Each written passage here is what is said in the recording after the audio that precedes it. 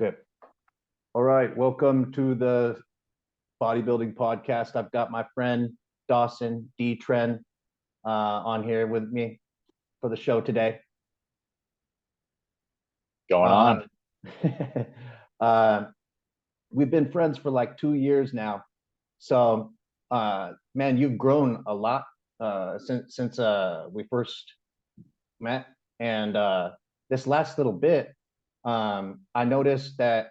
Uh, so I released a podcast episode about like 3 weeks ago talking about like insulin sensitivity and like how that affects like water in your skin or whatever. And then Yes. probably for the last 3 weeks, I've seen you looking the driest I've ever seen you look in my life. So were you Yeah, listening to man. that? Did you take that I advice? did. I did. I felt like that podcast was like made for me specifically. I was like doing cardio, and when it dropped, and I'm like, holy hell, this is like all the questions I had in my mind just right in this video. Yeah, yeah, awesome. Like literally everything, the whole podcast from start to finish. It was like all these questions I didn't really know how to ask because I didn't know about it, as Uh, much as you do. And it answered everything. Sweet. So you were telling me because we were talking like a couple weeks ago, and you were telling me that you showed me a picture of like all the eggs you were eating and everything, and say you were Yeah. going on more of like a golden era type diet, like Rick Yes. Drayson on his YouTube channel used to talk Yes. about what kind of diet he and Arnold Schwarzenegger were eating, and then that was right when I started seeing you drop the water retention. Yeah, literally. I focused more because I was already cutting and I was still eating a good amount of carbs and the progress was good. It wasn't too crazy. And then I did research into it, the golden era diet, and then I seen your video and I was already eating like that, like going towards that less carb approach. And Mm-hmm. I was like, wow, this is why don't I give this a shot? So I went to my grocery store. I bought, I already had the eggs. I bought a bunch of cottage cheese, whole milk, filtered whole milk, so more protein, less carbs, less sugar, more fat. Yeah. Um, some Greek yogurts, keto yogurts, like just a bunch of stuff that's high in protein, high in fat, and not so much high in carbs, and some like nuts and stuff like pistachios.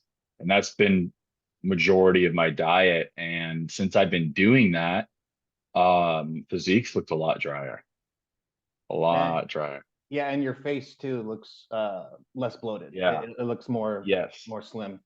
Uh, Yes. so for me too, when I was really going balls to the wall with the steroids and the bodybuilding and everything, my face was always a problem for me. I had this Yeah. thing where it was like my face was always big, and that always bugged me. And I felt Yeah. like man, I hate it that like my face looks puffy or like exploding or something like this moon face, they call it. Yeah. Moon face. A lot of bodybuilders have that problem. I remember Yeah. the first time that I experienced getting rid of it was I was listening to one of the guys that taught me how to like make websites and like start working online. He had a podcast. It was Victor Pride on boldanddetermined.com, and he was talking about how um, he just switched to a totally meat diet, only meat diet, carnivore diet, and you know, it like changed his life, and he was able to like work harder and everything. And so then that was what the first time that I tried it, and I realized like, man, there like eating carbs almost has the kind of effect on your body as like taking drugs. Yeah. Like as far as like you can manipulate the appearance of your body so much by Yeah. manipulating carb intake.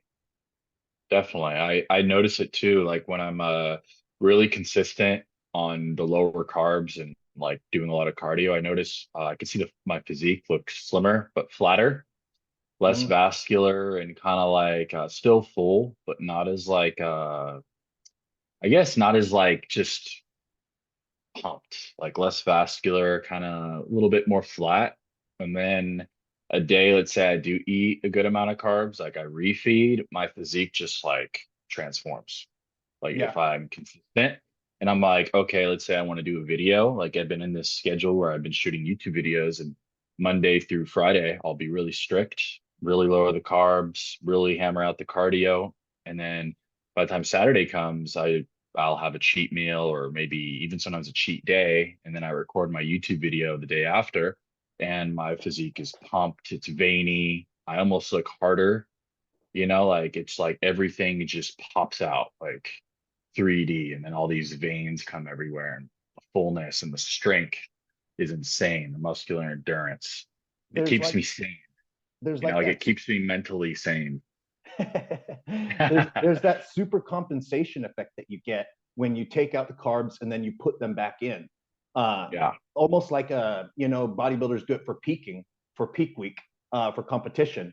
And you kind of, it sounds like what you're experiencing is that increased sensitivity to the carbohydrates, where you took them out and then your body got super sensitive, and then you put them in for a couple days or a day, like you're yeah, saying, and it's like boom, you yeah. transform. It's just, yeah. And the lower carb approach is actually, for me, it's very, very easy on my body. I feel really good. My digestion, even eating a bunch of dairy, if I eat a lot of dairy throughout the day, I have no digestion issues. I have no stomach issues. I have no pain, no bloating. So I could eat 10, 12 eggs, bunch of cottage cheese, 4 or 5 glasses of whole milk, and my stomach's fine. It's like rocking and rolling, but if I eat a lot of carbohydrates, I notice throughout the day I get really bloated or gassy, and I'm like, I don't feel too good.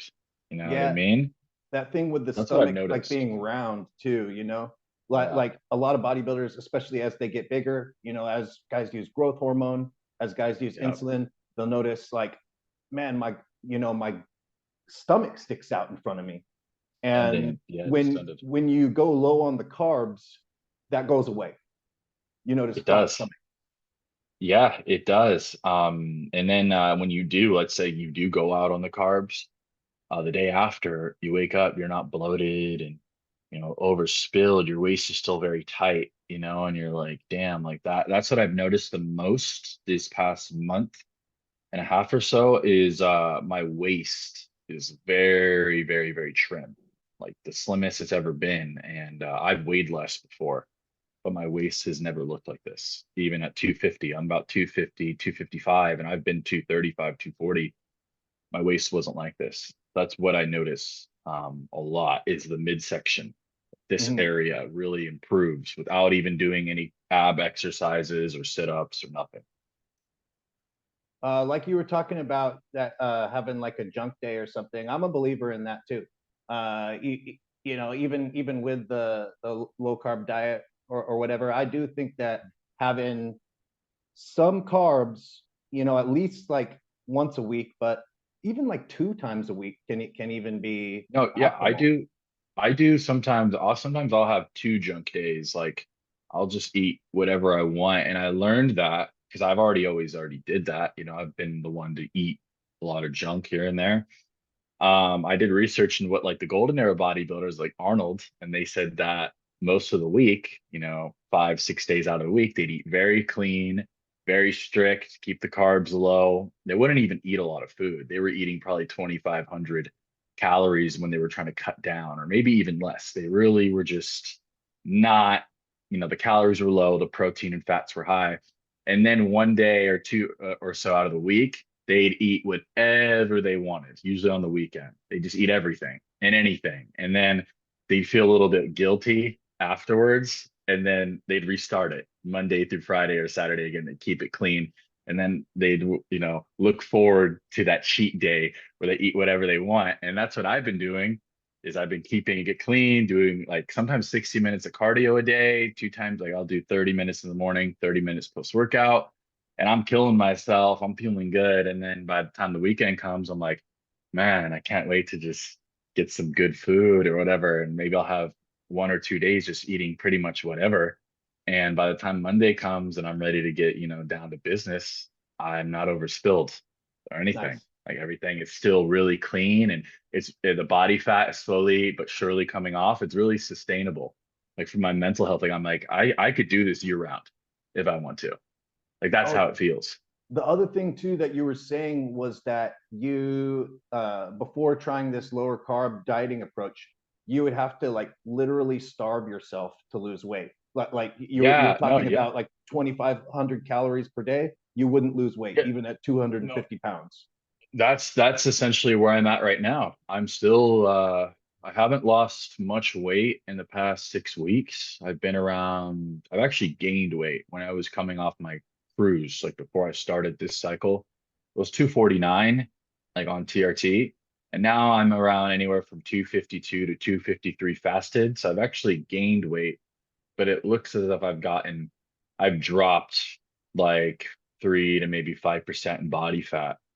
Like I've recomped so Good. hard, and my strength is the best it's ever been in my life. And I don't know why that is. I think it might be because I finally got the diet dialed down, or maybe my training's improved, or maybe it's because cardio. I don't know what, but I've never been this strong, like ever in my life. What are your top two exercises on push day? On a push day, I use a lot of the machines. So I do like a flat machine press, and then Hmm. I'll do like Like a hammer strength? incline. Yeah, incline machine press. And those have all improved. Like flat machine press, I go up to 6 plates, for Nice. 3 or 4 reps. That's heavy. So on Incline, hammer strength, plate loaded yeah. press. Mhm. Yeah, and Six on the plates is a incline, lot. I think that's maxing it out. Can you even put more than 6 plates on? no, I don't think so. No. And on the incline, I went up to 5 plates for about 3 reps.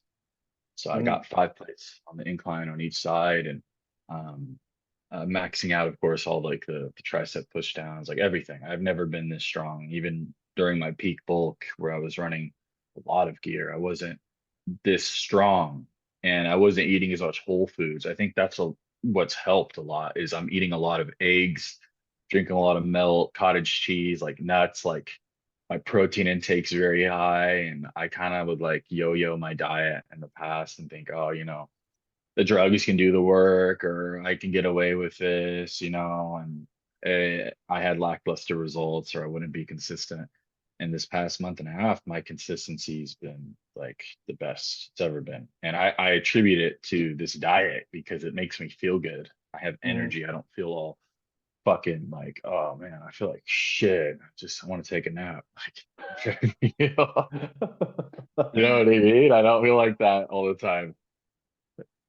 Ah, man, that's good. Um, Yeah. Actually, speaking of that, somebody sent in a question because I got a bunch of questions from Instagram. People sent them in. We'll just start with one that is related to that. Alex Mhm. asks, which cycles were too much for your guys' bodies and fully affecting your life? Any cycle that included Trenbolone, Okay, yeah, any usually, yeah. cycle that included Trenbolone. Does it make you shake a little bit? I get a little tremor Yeah, on Trenbolone. yeah. I notice when I'm on Tren, like my hands will kind of Okay, yeah, get this. exactly. Or if you've ever taken M-Tren, I took that a few times pre-workout just to try it. Like people would notice I kind of seemed like I was shaking just talking to them. Like it was like really intense. Yeah. I've done that, but Tren, yeah, a little bit of shaking. Um, yeah, Tren, anything with Tren, it was really tough to be consistent or to control impulses or to really like, or you tell yourself, I'm gonna do this and then stick with it the entire route. You'd be like, I'm gonna do this. And then a week or two go by, like, oh, fuck that. I'm gonna do it this way. Like my impulse just goes out the window on Tren. Then you focus on the wrong things, and the cycle or whatever could get just dampened. Injectable Which bipolar. seriously, it really can fuck it really feels like that. Like you're just like, I don't know, it's fun when you first do it, like when you first try it and you're young and you're like, I like the feel of this shit. You're like, yeah, this feels cool. And then after like 4 or 5 times, you're like, man, I'm fucking tired of this shit. I don't want to run it anymore. I'm Yeah. done. Yeah. I'm tired of making because it's like there's like I like to say there's like a side of you on trend that like whenever you stick that compound, like you inject that compound in your body, you're like, when before you start it, you're like, it's gonna be different this time around. Like I got this under control. We're good to go. And the trend enters your bloodstream. a few weeks go by, it's like it brings out that same person Mhm. that it used to bring out in you. Mhm. That's the best way I could describe it. Yeah, I've got a couple of runs that I've done where they were too much for me too and affecting my life. One time in Thailand, they've got those pink hexagon D balls. Have you seen like the original looking D balls? It's like a Yeah, I have. little pink hexagon, right? And so they sell those at the pharmacies there in tubs of 1,005 milligram tablets. So you got 1,000 tablets, right? And Yeah, and uh, that's a lot. and so you're like, whoa, well, I got to be like Arnold with these. And so you're like, well, the rumor is that Arnold took a handful, right? Yeah. Yeah, you just take a handful pre-workout. Basically, yeah, yeah. I was using 100 milligrams of D-ball per day at one point with those, and those are Oh really my. strong pills, like rocket Yeah. fuel. They work and better than Yeah. regular D-ball. And that I would try to walk home from the gym, and my lower back pump would be too extreme that I couldn't walk, and I would have to uh, sit on a fire hydrant or something because I I was in so much agony and pain trying to walk home that I was going to scream or something like that. I couldn't even walk. Yeah, that will do it. 100 milligrams of Dianabol. I don't think I've ever took more than 50 in a day, and that was like maybe just for a day or two. That's Because probably too even much 20, too. I even think 20 was strong. Like 20 for me, my nipples would be on fire, and I'd gain like fucking 10 pounds of water weight from 20 milligrams. It hit me like a truck. that's the good dosage, though. I think like 20 to 30 Yeah. milligrams of D-ball. I remember reading on the forums as a youngster. I'd read on the forums and it'd be like, yeah, so 50 milligrams of D-ball, right? And that's actually Yeah. kind of like acceptable on the internet as a beginner It dose. was in the past, like 4 or 5 years ago, that was like the norm. Like Hmm. if you take 50 milligrams, you don't take 10 or 20, you take 50 of this stuff. Yeah, That's what everyone was doing. Yeah, the back in the test Deca D-ball days, that was like the common second cycle. It's like you got to take your test, your Deca, and your D-ball. That's what all the old school guys took, did you and then ever did you ever try using D-ball instead of testosterone as a base? I didn't, no, but I did. I used to love D-ball. D-ball was actually my first love as a compound because I ran it my first cycle, my second, and my third. So I felt it the first day I ever took it. I fell in love with it. It gave me a high. It gave me such a high D-ball. And I ran it when I ran my Deca only cycle. I ran D-ball with it for about a week, and it helped like a lot, significantly, like in terms of like energy and just feel good. The Deca only. Okay, because Uh, somebody sent in a question about the petulant one sent in a uh, question. He says, Deca only experience, please. so yeah, I ran Deca only for about 8 weeks. I waited until my test was essentially non-existent. Like I started when it was like below 200 nanograms per deciliter, around there, and it dropped down to like 10, I think peak, like 6, 8 weeks in the cycle. And I ran it from about 1,500 to 2,000 milligrams. I started at 1,500, and I think the last few weeks I was at 2,000. That's the right dose. And That's like a really um, good effective dose of Deca only. yeah, and I of course ran it with growth hormone. Tried a few other things with it, but for the most part, it was mainly all Deca. And it was really, really mild, dude. Like it felt really mild. Like you kind of felt like I wasn't running anything. Okay. Like besides just the physique, like looking at Hmm. the physique, and it almost felt like I was running less than TRT mentally, but the feeling was like very zen-like Deca, like very neutral, like almost kind of like how a hippie would feel. Like I stopped caring about my appearance. I stopped caring about shaving, getting a haircut. And I It just really like, affected your mind. yeah, I just did not care about much. Like I was just like, I almost kind of like lost my ego on it. Like it just killed the ego. Like, so like I just didn't really have much of an ego on it at all. That's the best way I could describe how it made me feel. So Oh, very zenned out, very neutral, very like, oh, well, it's too bad, or oh man, or I'll do that another time. Like, oh, okay. Like I never get angry, never get like super happy, never get super angry. It was always it's just kind of like this the entire time. Um, how but about the game, motivation?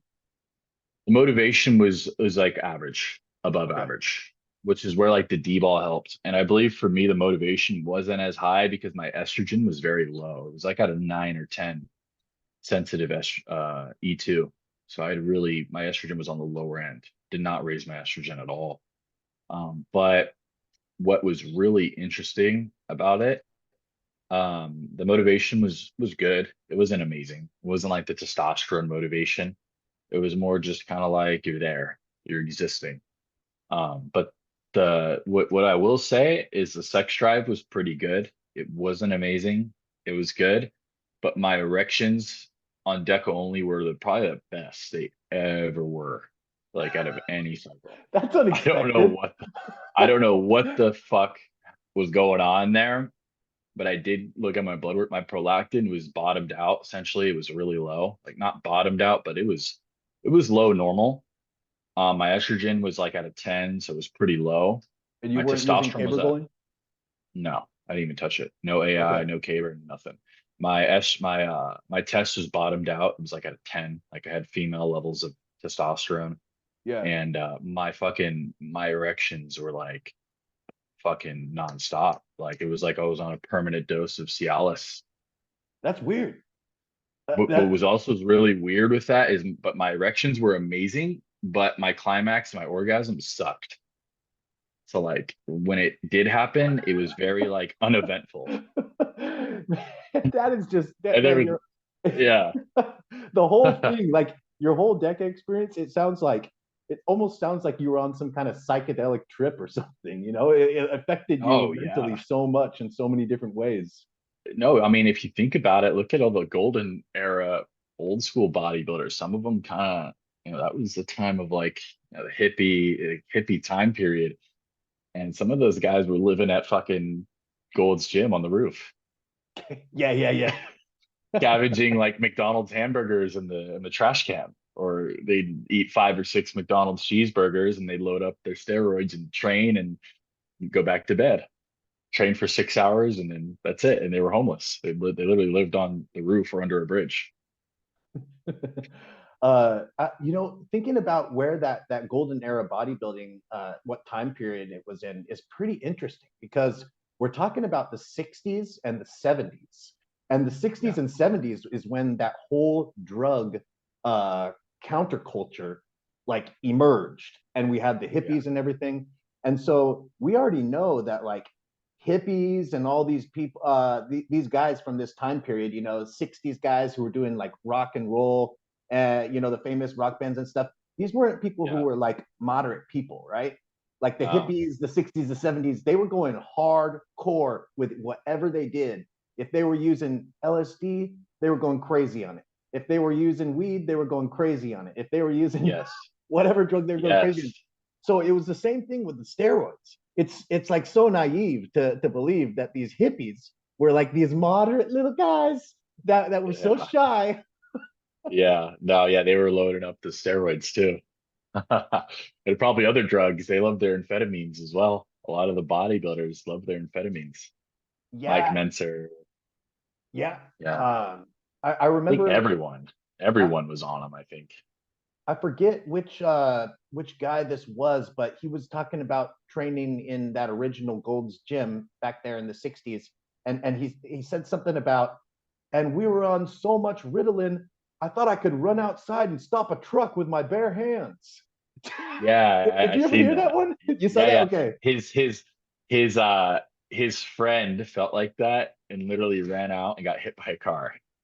What the fuck? Do you remember who that was? I can't remember. I forgot, but he was one of the bodybuilders during that time. I know who you're talking about though, but he was the one that took a lot of gear. But yeah, I know. I know who you're talking about. Have you ever tried kratom? Kratom.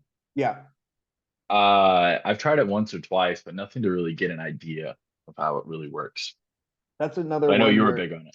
yeah, I was for 1 year. I used it every day, but and now I don't use it ever. But it can make you be able to work out without getting tired, like in Oh, that wow. kind of pre-workout way. Like in the 90s, there was this thing where the bodybuilders at Golds were carrying fanny packs with them. And inside the fanny packs, the reason why is because they were all addicted to Nubane, which is like an injectable Vicodin, and they were training on the Nubane because it makes you be able to train hard as hell.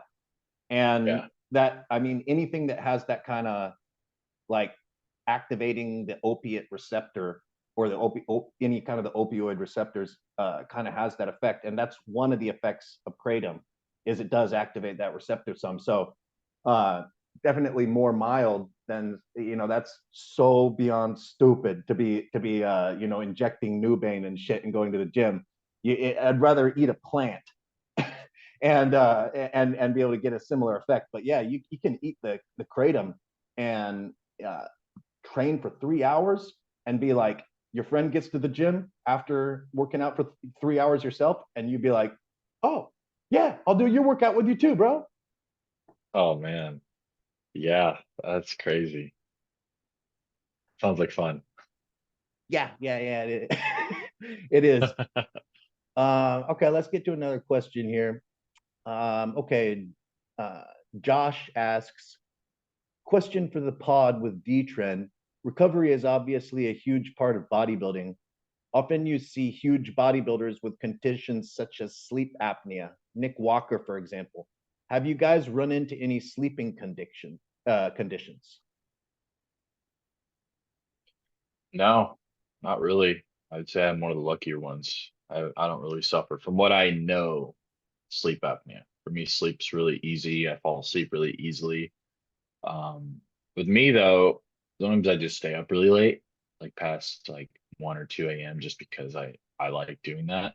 Like it's Mm-hmm. kind of just like researching and really just getting in, information, kind of a night owl. But no, I've never suffered from really sleep apnea. Maybe when I first started, when I was on a lot of D-ball or a good amount of D-ball, my estrogen was high as shit. I was holding a lot of water retention a Yeah. little bit during that time. Like I would wake up snoring. I remember I was snoring. I'd wake up. So I was snoring so loud. Do you Um, snore? Do people tell you that you snore? yes, a little bit, but a lot less compared to what I used to. Like a lot less. And when were you at peak snoring? Like 19, 20, like when I first started PEDs. Okay. And so Yeah. maybe that did have to do with the water retention or something from using a lot of D-ball. Yeah. And I think I feel like my face changed a little bit too, like my jaw and stuff. Uh-huh. I feel like when I was younger, my jaw and my face was a lot smaller. And over time, it grew a little bit and it helped me actually with breathing and Cool. stuff. So it was like a weird side effect. I think I got from mainly the growth hormone, maybe both. I don't know how that works, but I noticed. I mean, I guess when you use PEDs in your teenage years, you can maybe change your Yeah. face, huh? Yeah. And I noticed my breathing has improved a lot. And like I used to have a really strong lisp when I was younger, like 18, 19, and it's a lot weaker now. So I've I never heard believe it. I've never noticed it. you would have noticed it like 3 years ago. It was Okay. really strong. It was hard for me to talk at times back then, but now it's not. So I'm guessing my structure has changed, like my face structure from being on PDs for 4 years and starting at 19 and stuff. Yeah, that was interesting to hear that as you've gotten bigger, your sleeping or breathing has gotten better because usually it's the opposite. I mean, it is Yeah. really common for bodybuilders to have sleep apnea. And I know as I got bigger, the bigger I got, the more like snoring, the louder my snoring became. And then I would kind of like choke a little bit sometimes when I was sleeping, and Yeah. people would comment on that like, oh, you had some kind of a problem while you were sleeping.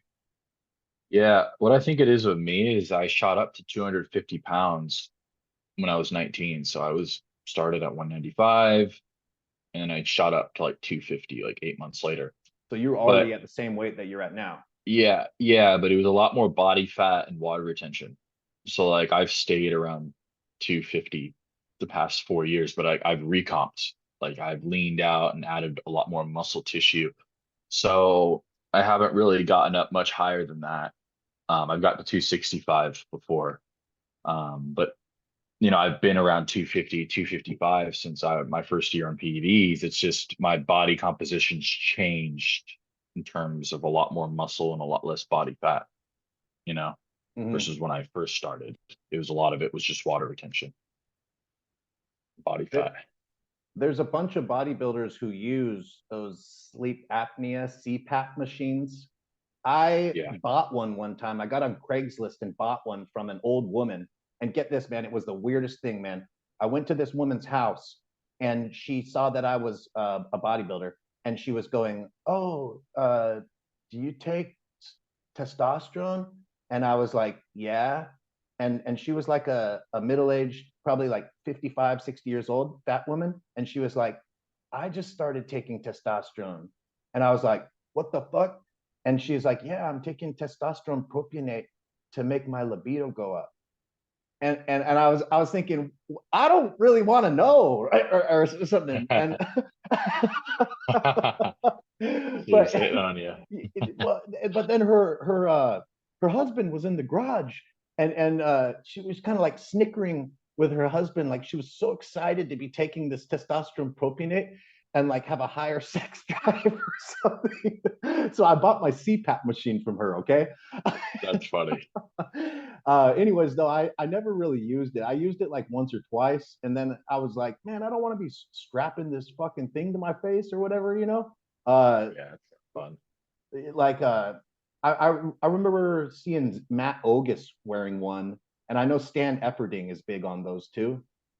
Mhm. Um, but there's a medicine called acetazolamide, which is like a very weak diuretic that actually has, when you look at studies for like how to prevent sleep apnea or treat it, that this medicine, this pill, acetazolamide, is more effective than these CPAP machines. So for Wow. anybody out there that's listening to this, if you've got some kind of sleep apnea issue, I would go for the acetazolamide first. Yeah. Yeah. Maybe do more cardio, clean up the diet, but if that's not the issue, if it's still, then might have to look into other measures. Yeah, or sleeping on your side. That's another one too. That helps. Yeah, that's Uh, how I sleep. I sleep on my side. that's the body. That's the good way to sleep for a bodybuilder. There was one guy in New York. He was another a huge strong man, and one time he posted a photo on Instagram of how he slept, and there was this. It was a picture of him of his girlfriend in the bed, and then him sitting next to the bed on a wooden chair, like forward like this, and he was saying, "This is how I sleep because if he gets on his bed, he'll choke." Wow, that's terrible. That's not worth it, man. That's not fucking worth it.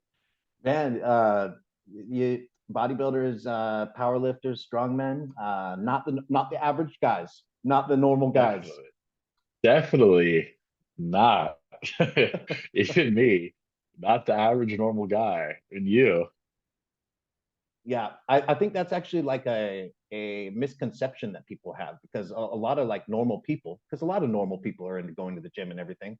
They think Mhm. that the guys that are really successful and everything in these kind of sports are just like normal, just like them, just like your average guy, and nothing could be Yep. further from the truth.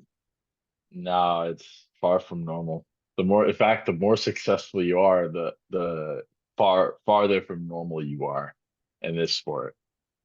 Yeah, actually, so Yes. that was one of the questions Tyler asks. Did your guys' body dysmorphia get worse since you've grown?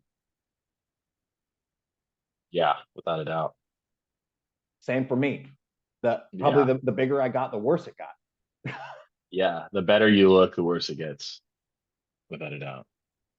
um, there's kind of like an expectation about that too, that I think is kind of what part of why that happens. Because when you put so much effort into it and you've taken a lot of steroids and everything and a lot of growth hormones and you're doing all this shit, you think, for all everything that I'm doing and all this medicine that I'm taking, I should be looking insane. You know, so you have this like growing, because of how involved you're getting in the bodybuilding. As you get bigger, you have this increased expectation of how fucking unhuman you should look. Yeah, definitely. You start thinking like, fuck, you know, I should be looking better. You look at yourself, there's always something you can see that you're not satisfied with. You could always be a bit leaner, you could always have this muscle group a bit bigger, or just everything. It's just you're always constantly judging yourself. So it's hard Mm-hmm. to sometimes appreciate what you have built up. And sometimes I can, sometimes I look at myself and wow, I love what I see. You know, I love it. You're just like, I gotta keep going. Gotta keep the ball rolling. You know, gotta like what Arnold says, you have to stay hungry. Yeah, yeah, You can't be satisfied just with this. Like even Arnold himself, he said at his peak, he wasn't satisfied with his body and he wasn't happy with it. There was some muscle groups he wanted to improve on, and you know, he wasn't happy. You know, like, I don't know if you've seen the video where Arnold says he's looking at himself in the mirror after winning. I forgot what Miss, I think it was the 73, one of the Mr. Olympias, and he looks at himself and he's like, how the how the fuck did this piece of shit body win yeah, the Olympia? yeah. I do remember that, man. I He saw looked that. at himself, yeah, and he's like, how did this piece of shit body win? That Like was that's an how he interesting felt thing about to hear. himself. Yeah, and everyone thinks Arnold, they think confidence, they think, wow, this guy had it all. In reality, what probably was really going on in his mind is he probably thought he looked fucking terrible. He probably thought, man, I look like shit. Like I'm not worthy of this, which is probably why he worked so hard and went.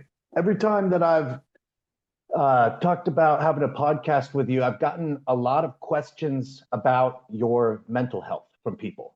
So you don't have to really go into this, but I'll just, you know, let these people say what they fucking want to say, and you can say, you can reply back what you want Okay. to say. Okay. Uh, Yeah. so so Jorge asks, it'd be awesome if you could ask him what made him leave the Dtren persona. He said it was the fact that he couldn't tolerate the hate anymore, but I feel like it could be something deeper and different. And then So yeah. one All right. more. Okay.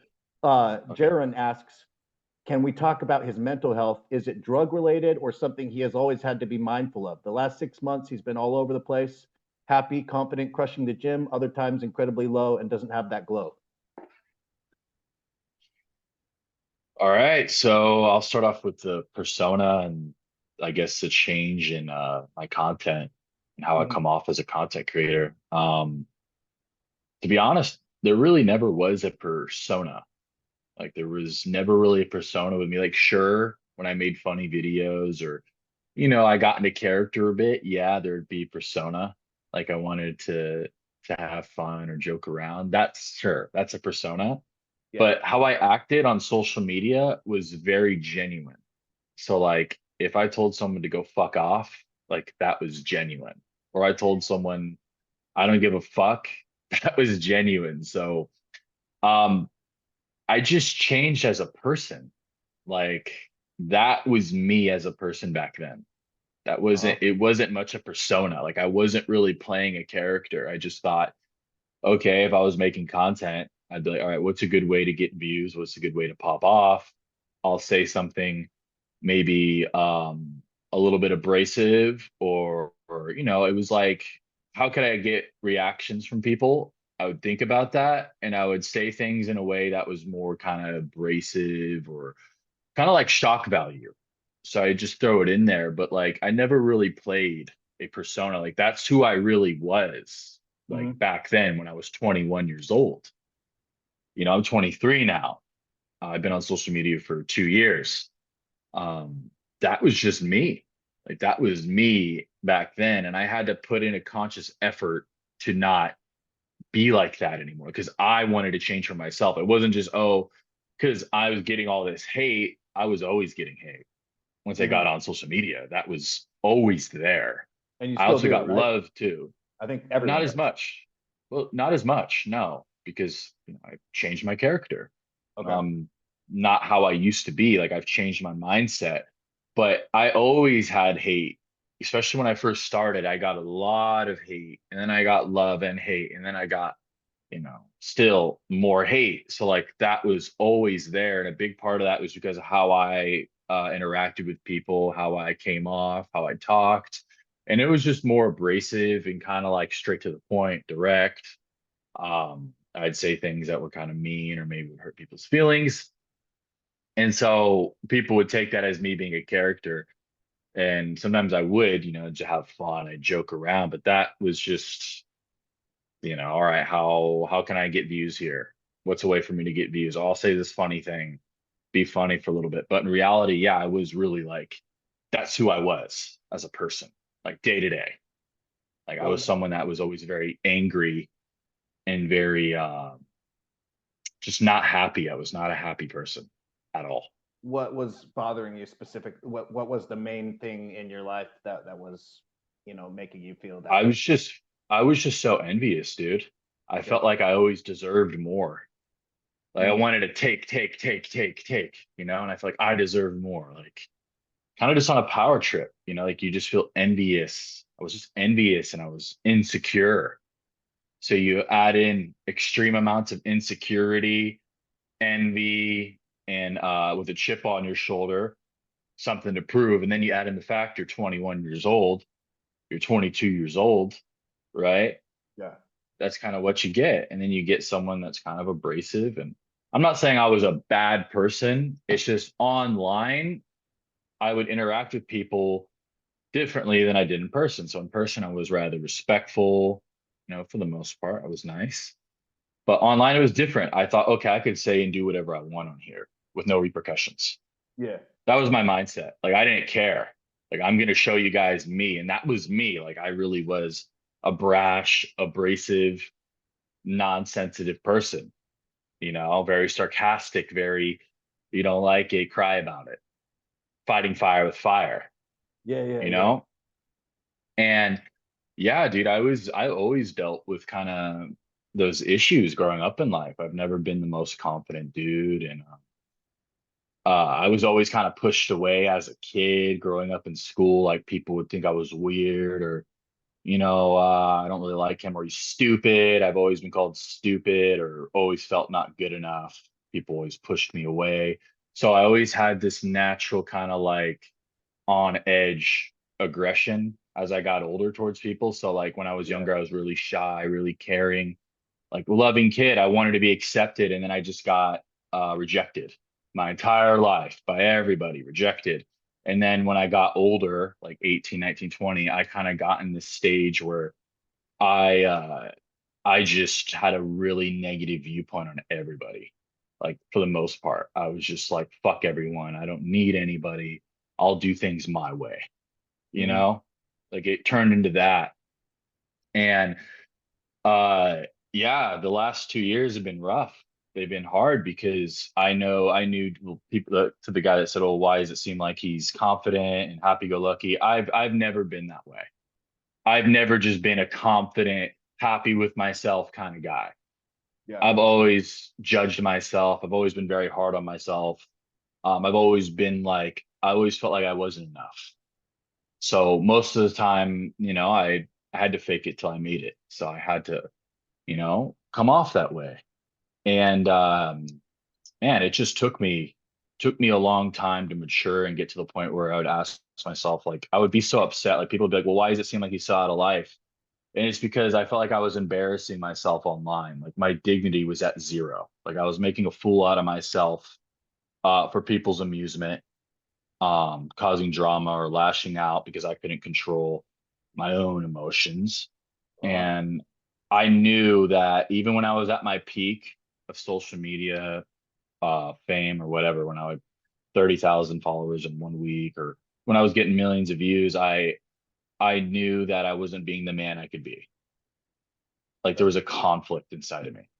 Like man. I That's knew I could be interesting to better. hear. I knew I could be better. I knew I could have treated people better. I knew that there was more for me than what I was known as Dtren, who people knew Dtren as, which was always negative, even if it was positive. Like, oh yeah, he's an asshole, but he's a funny guy, and or oh yeah, yeah, we don't follow him for his physique. We follow him because he's a funny guy, and that absolutely fucking crushed me to the point like I started really hating myself, and it got to a point like these past few months, the way I could describe it is I essentially killed the old version of myself because I hated myself so much. Like I hated everything. I hated what I was known as. I hated all this fame, people saying my jokes or talking like me or trying to emulate me or oh Dtren, haha, you just like pinning Tren or all these bad advice, like kind of excuses to live like a shitty person or to not give it your all or to make excuses for your own fucked up actions that other people would talk towards me about. It just really fucking like made me hate myself. Man, that's really interesting hearing you say that, because that like kind of story there gives like so much more context now for like how you've been so into bodybuilding and everything, and for like Yeah. it's been such a focus for you because I swear, man, like all the bodybuilders who are successful, they always have got some kind of story that is kind of similar to what you were just saying. Yeah. And dude, I look at myself in the mirror and I just hate myself. And that's why I changed my name or I didn't want to be known as Dtren because I was so ashamed of being associated with that. Like when people think of me, Dawson, they think of whatever in their mind Dtren is. And I knew that wasn't really me. Like I knew deep down there was more to me than that. Maybe that's who I was, you know, but I was like, I don't want to keep going down this path and living a life of regret. And then people just be, oh, that's just Dtren being Dtren. Of course he's going back to his old ways. Of course he's treating people how he's always treated people. And I was tired of it, so I had to look into myself. And this past, I'd say month or two has been the most growth I've had, not even in my physique, my body, which has been a lot of growth too, but mentally, because now I feel like the first time in my life I've actually felt love for myself ever. Like since I was a kid, like the days when you were a kid, like I start feeling like that again. And it's been an amazing feeling. And it's took a lot of pain, a lot of thinking. And I really just had to change my entire like life, like thought process and how I treat others and how I think about myself and other people. And I just knew that there was something greater for me than what I've already achieved because let me tell you, I was fucking miserable even when I was at my peak and thousands of people knew who I was and saying my jokes. I was like, you guys are idolizing failure. Like you guys are idolizing like the worst version of me, of failure. That's how I really felt. And I'd tell people that sometimes and they'd be so shocked to hear it. And I'm like, that's exactly how I feel. So 2 months ago, when you started, making this change, what where did you sit down and were you thinking about these things really deeply and you like had an epiphany? Yeah. Yeah. Because I had an epiphany with my uncle. He was the same way. He lived how I lived, and he ended up taking his own life because of Recently? it. He lost his 2021, around the Okay. time I started blowing up. He took his own life and he had the same thing going on. He lost his family, he lost everything, and he got into drugs and gave up. Okay. Same with my dad. My dad had the same thing. He said, Dawson, like I already lived like that. Like I lived how you're living. Because he heard me say like on the phone, I said, because people were getting mad about what words I said about an influencer. And I'm like, I don't give a fuck how he feels. Like if he wants to fucking cry about it, that's on him. I could give a fuck. Like, and my dad was like, he heard me talking like that. And he's like, why are you talking like that? Like I didn't raise you to be that way. Like I've been down that road. I did all that already and I deeply regret it. He said, Mhm. even if they were in the wrong, the fact that I treated people like that, I deeply regret it. And it just made me break down. Like it broke me down, and I really had to do like a lot of like inner work to get past that, and I just knew that I didn't want to keep living in this cycle. I didn't want to be the broken record for the rest of my life. When people think of me, Dawson or Dtren, they think, he's a good guy, he had talent, but he's got issues, or there's always an issue going on with him, or I was tired of living like that. Uh-huh. It's always something negative associated with my name. There was always something negative, rarely ever positive. Even when there was positive, people had to make excuses for me. It's like, why do people have to make excuses for me? Why can't people just say, oh, he's a good guy, he's a hard worker, he has a great physique? It got to the point where now it doesn't care about people. They don't care about how I look. They think this guy's a fucking douchebag, he's an asshole. And I knew deep down that's not who I really was. So I looked at myself and I said, if this is how people feel, it's because of me. There's something I need to work here. And That kind of like self yeah, introspection like that's super important. Being like you are yeah, the one in control. yeah. And I didn't make any more excuses for myself. And I told myself, I'm going to change. I'm going to be a better person. I'm going to, be more true to myself. And that's exactly what I've been doing. But I'm someone that's very genuine. I can't, like, if I'm going through something, I can't make content and act like I'm not going through it. I can't be like, oh, everything's great. I'm in a good mood. If my life is not in the best spot, you're gonna see that. You're gonna see that in me. I'm a very emotional person. Like I am extremely emotional. You wear your Even feelings though, like a badge on your chest. yeah, even though people, when they think of me, they think the opposite. They think D-Trend, he's not emotional. He doesn't care about emotions. Load up Trend. Oh, go on with your day. Like load up Trend in your tip or whatever and get some girls, blah, blah, blah. And I'm like, no, no, that's not me. Like that is not me. I'm the guy that there's times I cried every fucking day for months, like weeks, every day because I was so upset about how I was living and how I was feeling. There's times I've had breakdowns like all the time, you know? And I'm not that guy that's just, oh, don't pay attention to your emotions. And I used to do that. I used to throw everything under the rug, Mhm. and then it'd come out in negative ways like aggression or anger or rage. And I was just tired of fucking living like that. Like seriously, I got fed up with it.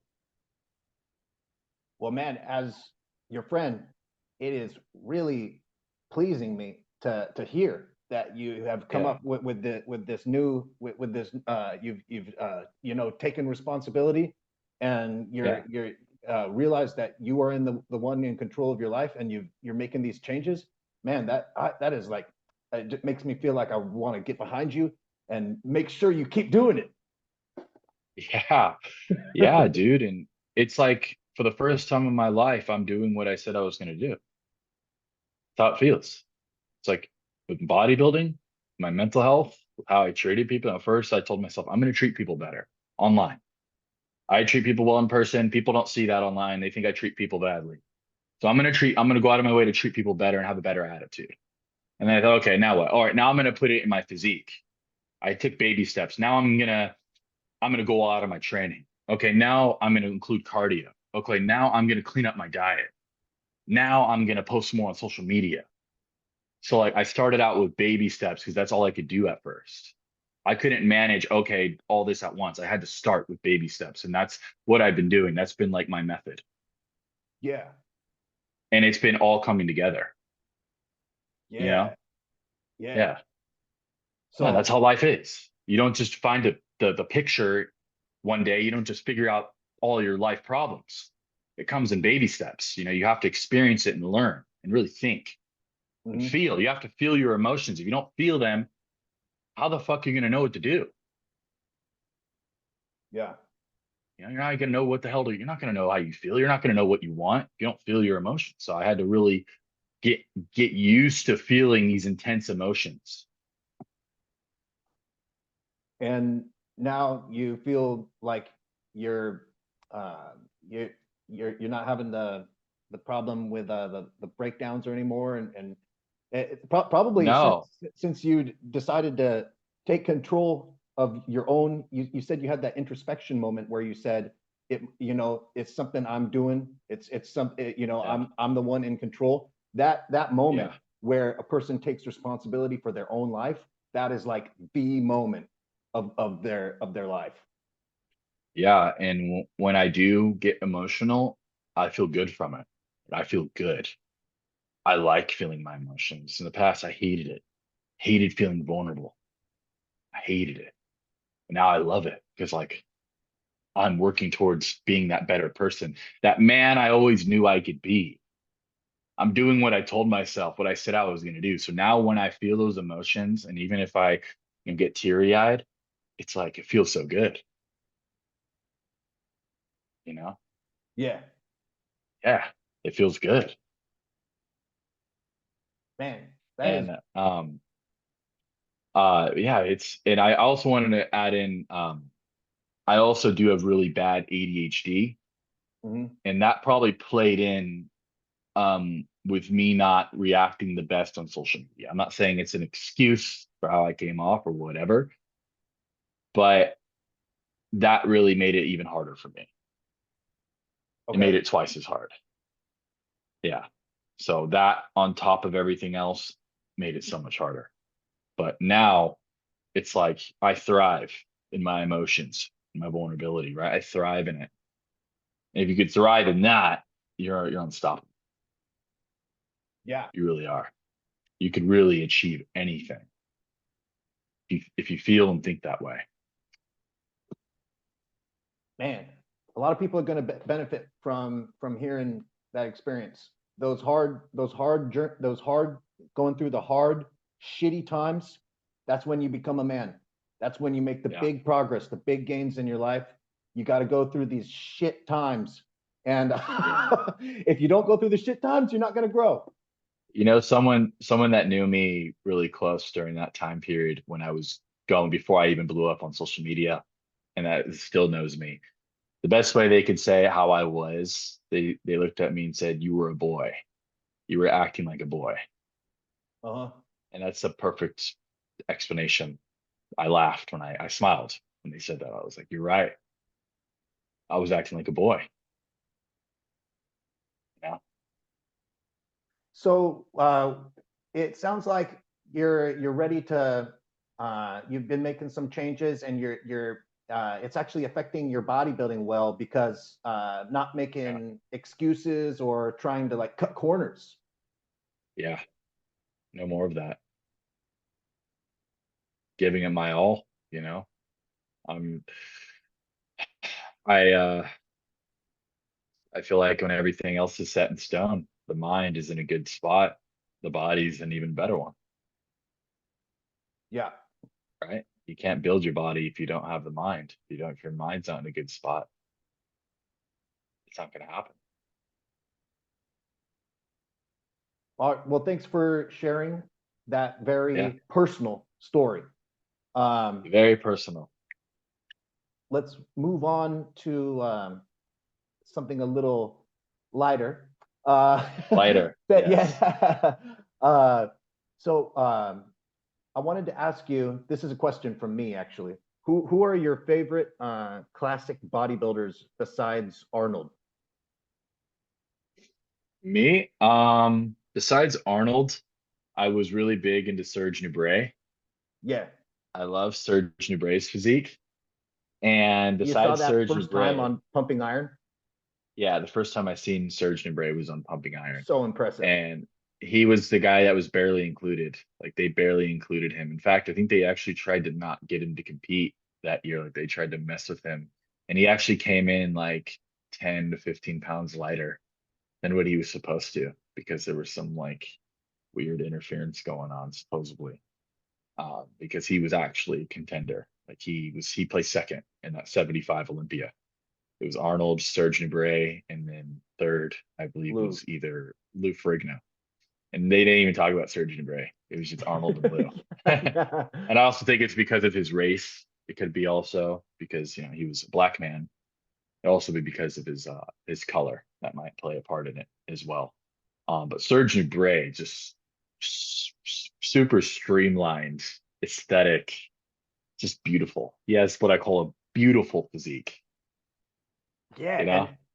his bodybuilding stories that he would tell were fucking awesome too. Like he would talk about like, oh, Yeah. I would eat 2 pounds of horse meat, or what, 8 pounds of horse meat. What was it? Yeah. Do you remember how Yeah. much it was? He he ate a lot. I think some days he'd eat up to 800 grams of protein a day. Gee, yeah, that's oh, geez, that is eight 800 pounds. grams of protein. Yeah. And his skin was so smooth, man. That's what I recall about Serge. His skin was like baby smooth. um, I've heard interesting stories about his uh, chemical use too, like that he was a huge thyroid consumer and didn't diet for his bodybuilding competitions, just upped the thyroid. Up the Yeah, thyroid and the Trenbolone. until he was conditioned. Yeah. Yeah, he would do sit-ups instead of cardio. He'd do like 2,000 sit-ups in the morning, right when he got up. That was like his cardio. Jeez. Yeah, he'd wake up, just hammer him out right there. Have you seen how wide that guy gripped his bench press? Really, yeah, wide. Like all the way out by the collars. Was there any benefit to that? Gripping it like how Arnold and Surge did? Was there any benefit? They both had good chests. They both had really good chests. Yeah, like some of the best chests of all time. There Um, must be some maybe added benefit there. yeah, yeah. Well, I was thinking that they probably are thinking it's going to make their chest wider because they were also doing like really wide grip pull-ups, I think, for the Yeah, purpose of making the back a wider wider. back and a lot of dumbbell flies, like Yeah. really wide, like almost to the floor, stretching the entire pec muscle. Do you like dumbbell flies? I love them. Yeah, one of my favorite chest workouts Do you do exercises. do you do flat or incline? Flat, I feel it way better compared to an incline. I do it the Arnold style, the legs up as low as I could go. And I come out to about right here and come out again. I don't come all the way out. Keep the tension Yeah. right there. It gives a really good stretch. Like it almost feels like the tendon's gonna rip off the bone. Like it feels like a huge stretch. A good feeling. Yeah. I like that too. Like you said, not coming up all the way. When you come up all the way, it almost seems Yeah. like that ruins the exercise. That's how I grew a lot of my chest with the dumbbell flies. I have stretch marks. Can't really see it. I'm wearing a shirt, but stretch marks like a lot in this area is because of the dumbbell flies. I've been doing them since I was 18, 19. I believe like that's a really good exercise that's helped me in my chest growth. Excellent. Yeah. All right, let's get on to another question here. This one's from Aw Fitness Lover. He asks, Dawson said he uses insulin now. See if he'll go over that and why he decided to use insulin. So I've used it about, I'd say 2 times for about 2 to 4 weeks. I Mm-hmm. used it in my last big bulk because I really wanted to see what it would do for me and add on some mass. Um, but to be honest, I didn't really notice a lot of it that I could attribute to the insulin because I was on a high dosage of PEDs, testosterone. I did know that it helps with pumps and how I looked in the gym, but I only used it pre-workout. So I'd Okay. use 10 to 12 IUs of Humalog pre-workout. And that was only for about 4 weeks. And That then was the longest time were you I ever doing an ran it. intra workout drink? Yes, I was. I was doing the dextrose, 100 to 150 grams of dextrose Mm-hmm. with it. And yeah, the pumps, the fullness was insane Yeah. doing that, but I couldn't attribute how much muscle gain came out of that because I only did it for 4 weeks. And yeah, I can't really say this made me like more muscular because I feel like I wasn't running it long enough to get Yeah, something crazy out of it. that kind of short-term insulin use, like you're going to see a huge benefit for as long as you're using the insulin. And then it's when Yeah. you take it out, Yeah. that's going to go away. And I don't use it anymore. I am not a fan of insulin at all. Okay. Mainly why is because I don't really want to rely on it. And I believe physiques without the use of insulin, you look so much better. Yeah. And mainly because of what you said, the more insulin storage hormone you have in your body, the more your body's going to want to hold on to things, Hmm. right? Whether it's body fat or storage, whatever, like muscular storage. And Water. to me, it just doesn't look appealing to me. And I much prefer the physiques that didn't use insulin. And I use L carnitine over insulin. It's not the same. They don't work the same way, but L carnitine is what I prefer, injectable, which is an amino acid, and it has an effect on endurance, pump, and it also makes your body more sensitive to insulin. But it's not, at a cost, whatever guys that use insulin have. You know what I mean? So Yeah. I prefer that over using actual insulin because I don't like eating a lot of carbs throughout the day. I don't like doing that. And what does the injectable L-carnitine do for you? You're It's taking it pre-workout? essentially, yeah, I take it in the morning fasted Hmm. and I take it pre-workout with 50 grams of dextrose. Hmm. I take about 800 to 600, 800 to 1,000 milligrams a day. And essentially it's a fat burner. It's a natural fat burner. As long as your diet's in check, it's going to help speed up fat loss, helps insulin sensitivity, lowers blood pressure, helps cholesterol, um, helps with endurance, cardio, helps with pumps, like vascularity, makes you sweat a bit more, energy, especially when you're on a steep deficit, helps with that too. I'm not really too like crazy into it. Like I haven't done a lot of studies into it regarding like everything it does, but those are the main things that I noticed from it. I noticed that it helps my appearance, it keeps me leaner, and it really has a good effect in the gym paired with the carbohydrates. That's cool to hear that you're getting effects like a pre-workout effect from an L-carnitine like that. That's the Yeah, first and time I've the, heard the that. the best thing about it is it is not detrimental to your health at all. It's Yeah. actually positive. It actually improves your lipids, your blood panels, your cholesterol, your blood pressure, your insulin sensitivity, your performance, your cardio, your endurance. It even has an effect on fertility. Can improve fertility. Wow. Yeah, and it's a natural. It's an amino acid. It's not a steroid. So it's Yeah. naturally occurring in the body. So I love that idea.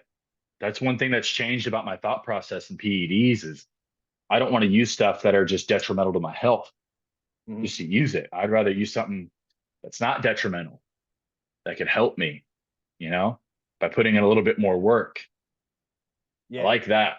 That's what I like. I'm like, oh man, this is a hack. Like this is what a lot of bodybuilders actually use injectable L-carnitine.